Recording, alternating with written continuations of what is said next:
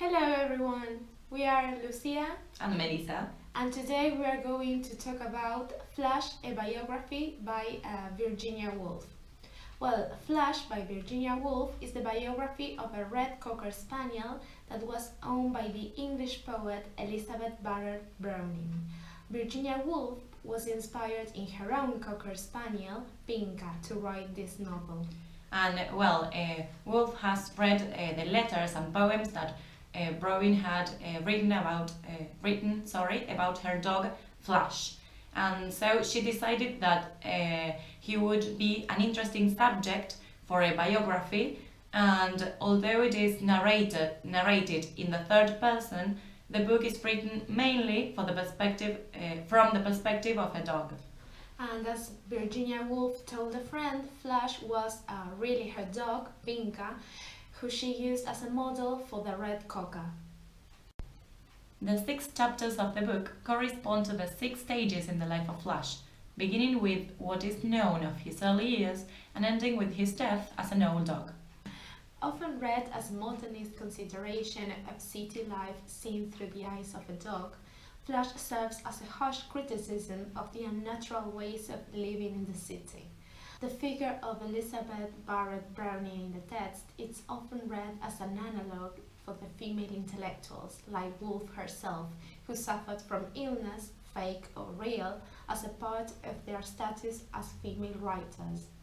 As he spends more time with Barrett Browning, Flash becomes emotionally and spiritually connected to the poet, and both begin to understand each other despite their language barriers. For Flash, smell is poetry, but for Barrett Browning, poetry is impossible without words. In Flash, Woolf examines the barriers that exist between animal and woman created by language, yet overcome through symbolic actions. To understand this, it is necessary to mention the concept of eco-criticism. The relatively new approach of eco-criticism provides rich new ways to analyze one of Woolf's most often overlooked works, Flash. Eco-criticism was first developed as a disciplined literary perspective in the early 1990s, and is comprised of many different streams of critical thought surrounding nature, landscape, and literature, all themes rife throughout the work of Virginia Woolf. By exploring the dynamics between human and non-human, eco-criticism enables the reader to consider and revalue the natural world around them beyond culture and humanity. Now, the book, due to its subject matter, has often been considered one of the less serious artistic endeavors. However, she uses her distinctive stream of consciousness style to experiment with a non-human perspective. In places, the novella plays with realism by allowing Flash an improbable amount of perception for a canon.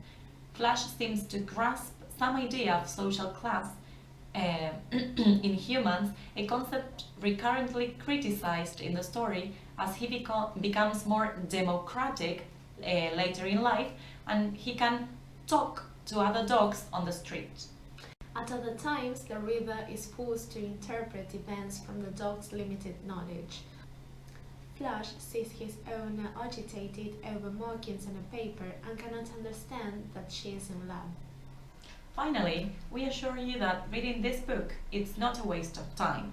The book is a combination of fiction and non-fiction, through which we meet the 2 19th century poets, Elizabeth Barrett Browning and Robert Browning, revealing something of the early years of their marriage. Brownings are a fascinating couple, and somehow, viewed through the eyes of this little dog, they become more real, more human than biographies often are able to make their subjects or their characters.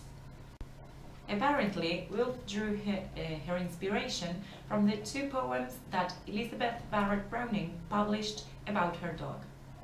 What is amazingly well done is how Woolf manages to convey a depth of feelings and understanding between Flash and his mistress, which anyone who has had any kind of relationship with a dog or maybe any other animal will find charming. Well, that was all. We hope you like it, and thanks for watching.